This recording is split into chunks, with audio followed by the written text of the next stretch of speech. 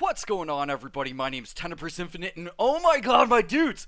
The frickin' Resistance update is finally here! The May update that has base building, the Russian weapons, the revamps to the forest region. This is going to be an absolutely monumental update in Generation Zero's history, and you know what? I'm just stoked to have you dudes here along with me. Now, my dudes, I'm going to be just kind of tearing through these patch notes so that I could get back to the game and get back to building my base. But these patch notes include a lot of really interesting bug fixes along the way, so I highly advise you dudes to stay for the entire patch notes. But without any further ado, let's start reading through this letter here. The Resistance update is landing in the world of Generation Zero. This one is big and has been a long time coming. Base building is finally here, and with it comes some brand new features and challenges in Ostertorn. The best part of all of this? Everything except the Soviets weapon pack is free in the base game for all Resistance fighters to enjoy. This update releases today, May 4th, for PC and PS4, and is slated to release later on this month for Xbox players. I still have yet to actually test out the Russian weapons, but you dudes will be seeing a video analyzing the weapons within the next couple days here on my channel. Maybe even tomorrow, I'm not too sure. It just depends on how hard your boy works here. To kick off the first of your wave defense missions, you'll have to find your way to the northern part of the city region and complete the Good News mission that triggers upon entering the area. Once completed, you'll have access to the command center. It's here you will stand your ground against the incoming machine horde. Once initiated, you'll need to gear up, build out, and prepare for the incoming fight. We will leave it to you and your fellow fighters to discover and explore what's at your disposal to defend your new home base, and there will be more additions to your stationary arsenals as the year progresses. Dudes, that's huge!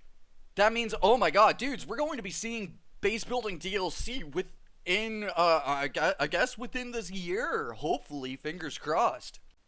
Solid structures won't be the only way to defend your newly found command center. Every successful resistance evolves along with its enemies, even with its support equipment.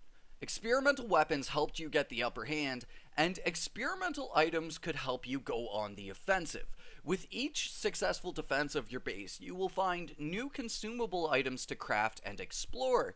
These range from alternative health packs all the way to new ammo packs.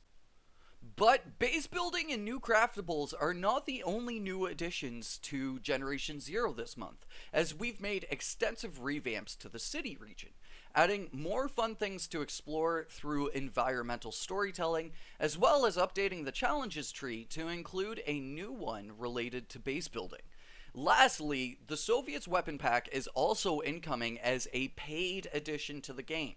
With this weapons cache, you'll find the Kotenok sniper rifle, a reliable addition to your long-range loadouts, the AT-WAD assault rifle, built to surprise your enemies with silence and rate of fire, and the RLG-7, a powerful alternative to send highly explosive gifts to unsuspecting machines.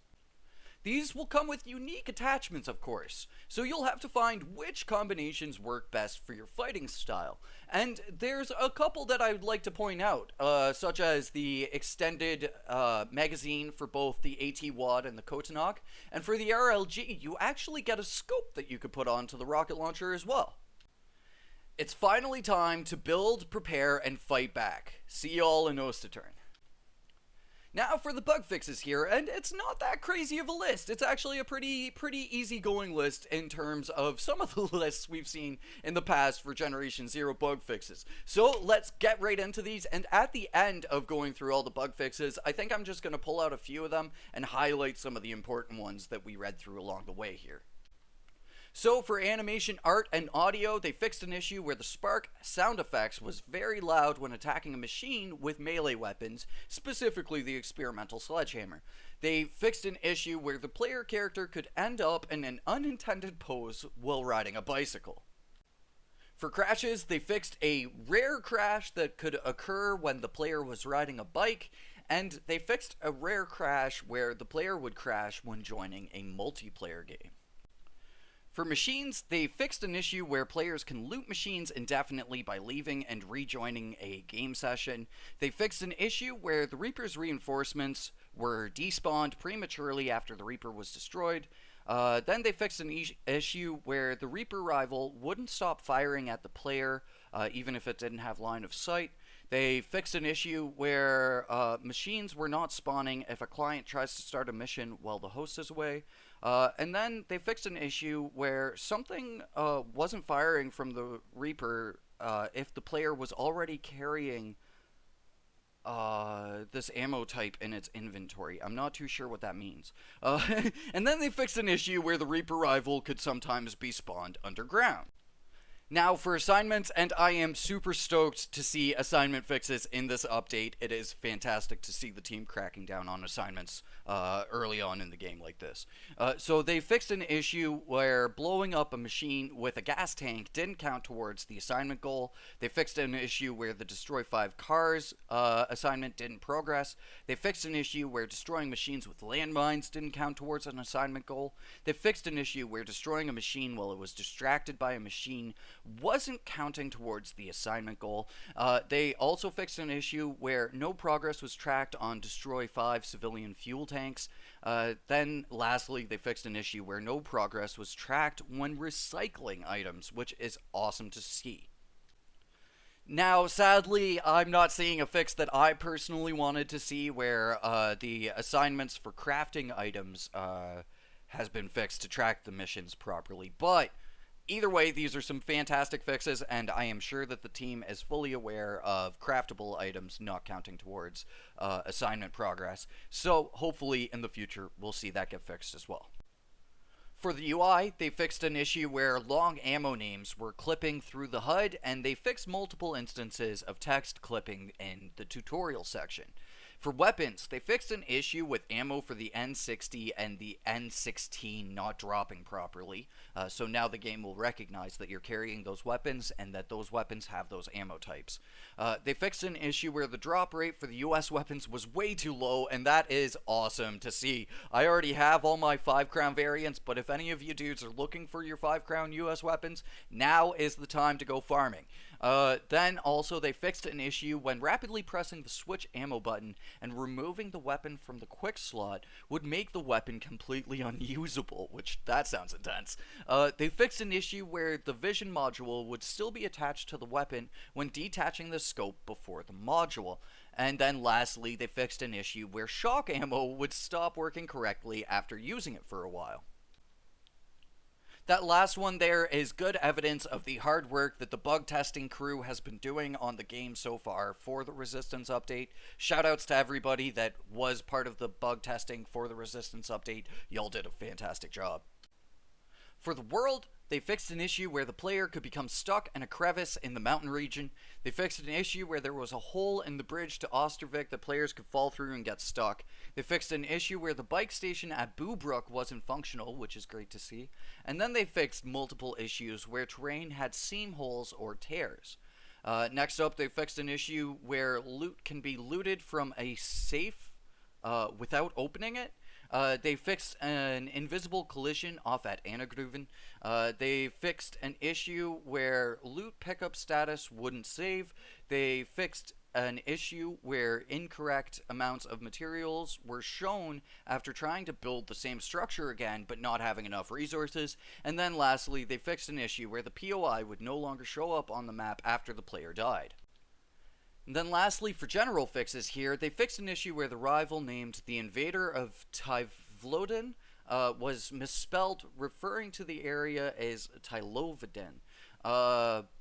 They fixed an issue where the player wasn't able to obtain the Archipelago collectible map. There have been general crash fixes and stability fixes. They fixed an issue where players could not join a multiplayer session via invite while in single player. They fixed an issue where region level didn't match between host and client. They fixed an issue where canceling matchmaking and backing out to the main menu would result in a deadlock. And on PS4 specifically, they fixed an issue where the player didn't get the full Cyberpunk outfit when starting the game during the initial chunk after signing up to Apex Connect. Now, for some known issues here, some machines act passively in multiplayer during base defense missions, so you dudes might want to cheese that if you want to cheese that. Rivals and Reapers are dying without player interference, so that's them falling through the map. Shock wires can damage and shock wires, hey, can damage and down other players if another player or machine triggers the shock wire. That's very interesting. I guess that is a new equipment item that we're going to be able to pick up. That's super dope. And then crafting assignments like craft a first aid kit can sometimes not be completed, as we had spoken about earlier. Weapons can disappear if being placed in loot containers. In some rare cases, the Reaper rival icon won't appear on the map. Selected active specialization is not saved and defaults to the last acquired specialization in your skill tree. Client that completes a Horde mission in MP can have their single player Horde mode incorrectly locked afterwards. The mission can be unlocked again according to design. Unable to complete Kill a Seeker while lying prone. In the accessibility menu, text size setting does not affect the size of the text in the chat box. Screen flashes red when healed by healing ammo. Picking up weapons changes the order of the weapon slots, and the issue with machine corpses floating and flying away is less frequent, but still can happen. So for me, some of the personal highlights of these bug fixes today are that the team fixed an issue where the spark sound effects was very loud when you attack machines with melee weapons, especially the experimental sledgehammer was quite loud. So it's awesome to see that get fixed. They fixed an issue as well where the Reaper rival could sometimes be spawned underground. I think that this is a really important fix because anything that, like, if you grinded up 25,000 points in your region in order to have a Reaper spawn and then he spawns underground and dies, that's super bunk. So any fixes around Reaper spawning are fixes that I'm happy to see. For assignments, they've fixed a ton of things with assignments. There's still more to be fixed, but I think that it's fantastic seeing the team cracking down on assignments, like pretty much the update right after assignments were introduced. They've fixed issues with both the ammo drops for the N60 and the N16, and also with the drop rates for the US weapons as a whole. And that is awesome to see, because when you buy the US weapons pack, you don't want to grind like mad in order to get them. So it's good to see them be a little bit more common, especially for where they sit in the meta. And then lastly, fixing an issue where shock ammo would stop working correctly after using it for a while. I'm really happy to see this one because, one, it shows the fruits of the labor of the bug testers, or the beta testers throughout the beta testing of the resistance update. As well, it's awesome to see the team fixing the experimental ammo before we even get it in our hands. That's just extra awesome. So, my dudes, an absolutely massive update. Easily the biggest update that we've seen so far in terms of content additions to the game. And, my dudes, I want to know, what are your thoughts on it so far?